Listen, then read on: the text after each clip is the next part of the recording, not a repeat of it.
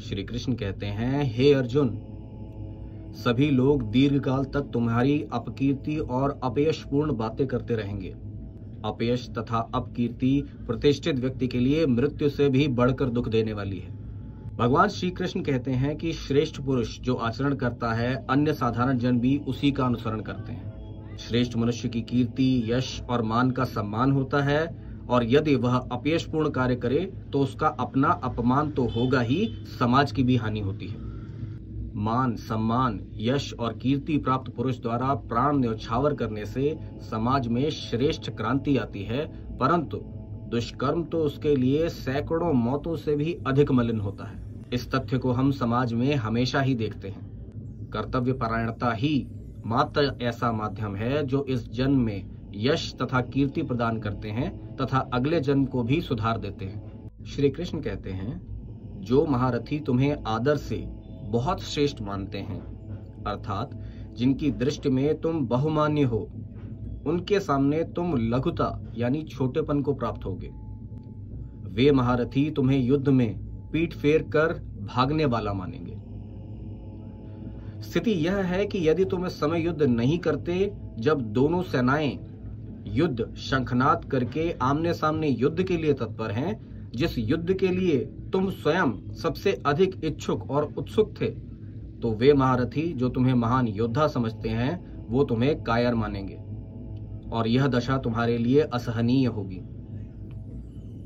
यही नहीं, ये महारथी कौरव राज्य भी करेंगे और तुम्हें आजीवन उनके द्वार पर खड़ा रहना पड़ेगा, जो कार्य एक तुच्छ श्रेणी का होगा, और तुम्हें स्वार्थी और भीरू की संज्ञा भी दी जाएगी। श्री कृष्ण कहते हैं, हे अर्जुन, तुम्हारे शत्रु तुम्हारे सामर्थ्य की निंदा करते हुए तुम्हें बहुत से न कहने योग्य वचन कहेंगे, तो इससे अधिक दुख और क्या होगा। भगवान श्री कृष्ण यह जानते हैं कि अर्जुन एक निपुण, दक्ष और वीर योद्धा होने के कारण इस युद्ध को लड़ने के बिना नहीं रह सकेगा, क्योंकि मन के भाव तो उतरते चढ़ते रहते हैं।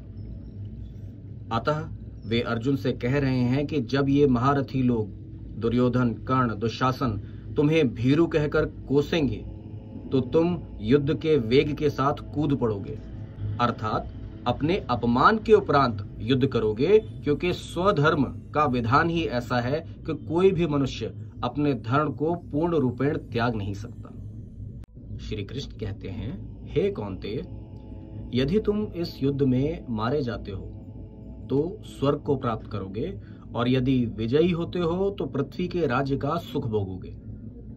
भगवान श्री कृष्ण स्पष्ट शब्दों में अर्जुन को कह रहे हैं कि युद्ध में दो ही बातें हैं, या मरना या जीतना।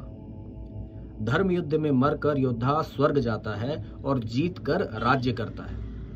यहाँ पे यह बात ध्यान करने योग्य है कि श्री कृष्ण अर्जुन को युद्ध के लिए प्रेरित नहीं कर रहे हैं। वह अर्जुन के सामने दोनों परिस्थितियां युद्ध में जीतने अथवा मरने की रख रहे हैं, परंतु दोनों परिस्थितियों में लाभ तभी है यदि अर्जुन युद्ध निष्काम भाव से करे। श्री कृष्ण कहते हैं, हे अर्जुन, जय, पराजय, लाभ, हानि और दुख सुख को समान समझकर उसके बाद युद्ध करने के लिए तैयार हो जाओ। इस प्रकार युद्ध करने से तुम पाप को प्राप्त नहीं होगे। पाप का भय जो अर्जुन को दुखी कर रहा था कि कुटुंबियों को मारने से पाप लगेगा जो मोक्ष की प्राप्ति में बाधक बनेगा, इस संदर्भ में भगवान साफ शब्दों में अर्जुन को कह रहे हैं कि पाप का कारण युद्ध नहीं है, किंतु पाप का कारण मोह और कामना है। असली कारण तो वासना होती है, युद्ध नहीं। साधारण सांसारिक दृष्टि से भी देखा जाए तो भी सुख दुख, लाभ हानि, जीत हार बराबर ही होते हैं। सुख आते अच्छा लगता है और अपने से दूर होते बुरा लगता है। इसी प्रकार दुख आते हुए बुरा लगता है और जाते समय अच्छा।